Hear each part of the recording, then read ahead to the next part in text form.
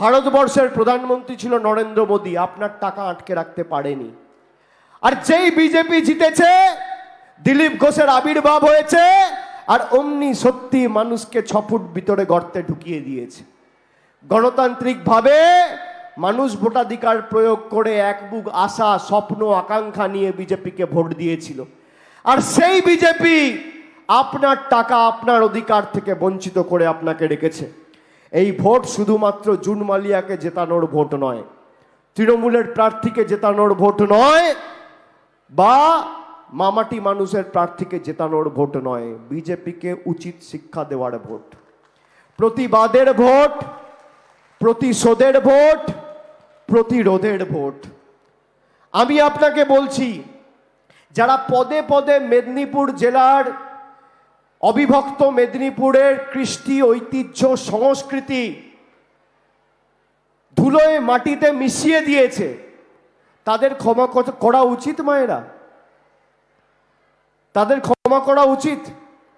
যে মেদিনীপুরের মাটি স্বাধীনতা আন্দোলন, নবজাগরণ, পৃথক তাম্রলিপ্ত সরকার তৈরি করে দেশকে পথ দেখিয়েছিল, সেই মাটিকে যারা কলুষিত করেছে, মুখের ভাষা শুনেছেন?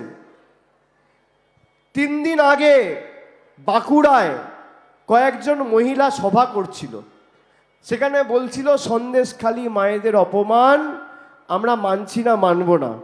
এই রাজ্যের বিরোধী দলনেতা, বিজেপি নেতা শুভেন্দু অধিকারী কি ভাষায় মহিলাদের আক্রমণ করেছে শুনুন, কি ভাষাটা শুনুন।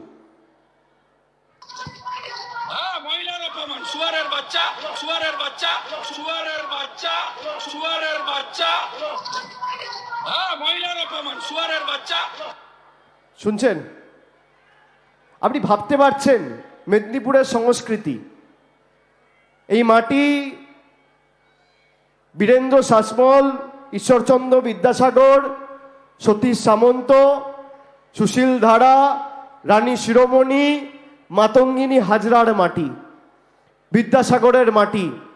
মহিলাদের বিরুদ্ধে যে অশালীন শব্দবন্ধ ব্যবহার করছে, আপনি দেখেছেন অগ্নিমিত্রা পালকে একটা প্রতিক্রিয়া দিয়ে এর বিরুদ্ধে একটা কথা বলতে, একটা বাক্য প্রয়োগ করতে?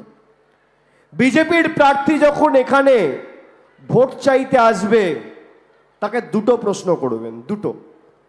এক, সন্দেশখালী নিয়ে আপনাদের মণ্ডল সভাপতি বলছে যে ভিডিওটা বেরিয়েছে কণ্ঠস্বর তার, সে স্বীকার করেছে এবং বলছে সন্দেশখালীতে সব সাজানো ঘটনা হয়েছে।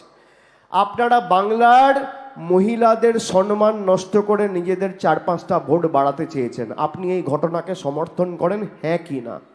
যদি হ্যাঁ বলে, তাহলে আপনি বুঝে নেবেন যে কে ভোটে প্রতিদ্বন্দ্বিতা করছে, তার রাজনৈতিক দর্শন কি, মতাদর্শ কি।